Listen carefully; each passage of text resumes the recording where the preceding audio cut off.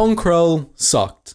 That statement is pretty obvious to anyone who knows who Pong Krell is, and most people also have a good idea as to why he sucked, what level he sucked on, and all the ways in which he sucked. You'd be hard pressed to find anyone who can name a redeeming characteristic about him. And yet, he might actually have one. In this video, we'll be doing a little bit of devil's advocacy, and by devil, we of course mean Pong Krell, as they're pretty similar conceptually anyway.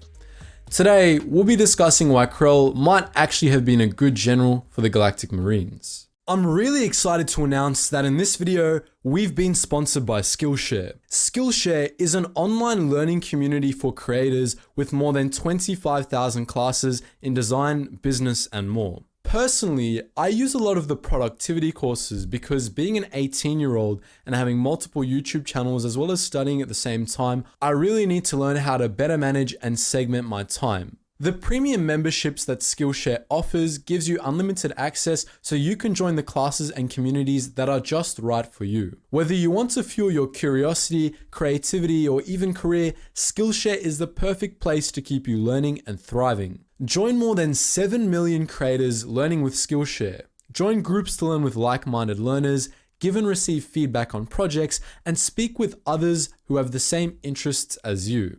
So in saying all of that, Skillshare is giving away a free 2-month unlimited access trial to all of my subscribers who click the link in the description box below. And after that, it's only around $10 a month. So make sure you check that link out and take your learning to the next level.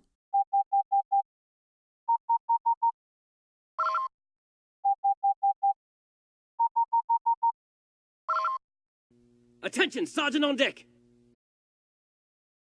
Before we get into this, we're going to throw in a bit of a caveat. We're talking about Pong Krell before he fell to the dark side. As a separatist, Krell obviously wouldn't have been a good match for any clone unit, not even the Galactic Marines. That said, this doesn't make much of a difference. Krell didn't change his tactics much at all when he went over to the dark side until the Republic started winning the Battle of Umbara. As clones in that Clone Wars arc did point out, he had been tactically callous since the beginning. In an earlier video this week, we mentioned that Ki-Adi-Mundi, the commanding general of the Galactic Marines, was a bad fit for a general with that unit because he put a damper on Commander Bakara's ruthlessly efficient tactics, resulting in infighting and limiting the potential the unit had to offer. Our theory basically is that Krell would have had the opposite effect. He and Bakara were tactically similar, with the difference being that Bakara's tactics actually worked. Together, there might have been a solid possibility that they might have made the Galactic Marines the best clone unit in the entire Grand Army of the Republic. To understand this, one must first understand the tactical approach that Krell and the Marines took. The dark side Krell that we all know hated clones and viewed them as inferior, but as a Jedi, he was probably a bit less extreme in his prejudices. Nonetheless, it's probable that from the beginning he viewed the clone troopers under his command as nothing more than living droids, a view that in actuality many Jedi shared. While he might not have hated them yet, he was definitely apathetic in regards to their survival on a level that exceeded those of his contemporaries, similar to the attitude most CIS commanders took with their battle droids. As a result, Krell's tactics were extremely callous. As we know, he had more clones die under his command than any other Jedi general, due in large part to Krell's attitude toward their deaths. He would order his troops to march along roads that were known to have been mined by enemy forces or march through easy ambush sites if it was the fastest way to get to a target, and he generally relied on overwhelming firepower and probably numbers for this to work. But the thing is, it did work, at least some of the time. Krell was stated to have won battles in the past, which means, surprisingly, that there was a bit of methodology to his madness. But then again, this does make a bit of sense. While callous, Krell's tactics were efficient. The same tactics were often used by the CIS, and oftentimes the CIS were victorious through these simple tactics as they had the numbers in most cases to pull it off. While Krell likely didn't have the same overwhelming odds on his side, he did have plenty of skilled men and likely plenty of firepower, which means he could have pulled it off too. We don't know much about Krell's earlier battles, but we do know of the other officers in the Grand Army of the Republic that shared his tactical approach, and we know how their battles went in greater detail. Of course, I'm talking about Commander Bakara, the clone marshal commander that led the Galactic Marines. While Bakara obviously wasn't prejudiced against clones, being one himself, he was most definitely a hard ass, and he shared Krell's sense of efficiency. Considering Bakara's habit of transferring men that didn't meet his standards of perfection to other clone units, there's a fair chance that most of his men share these views as well. Bakara was just as callous as Krell was, and he expected pure perfection from the men under his command. Of course, being the Galactic Marines, his men performed close enough to perfection to satisfy this most of the time. Bakara, being a clone, likely did empathize with those under his command to some degree, but he still valued victory more than their lives, which, as we've discussed on this channel before, was the standard attitude for most clones. The biggest difference between him and Krell was that Bakara actually had the resources to make this callousness work. Commander Bakara's utter ruthlessness did win the Republic some battles, as we've discussed in earlier videos.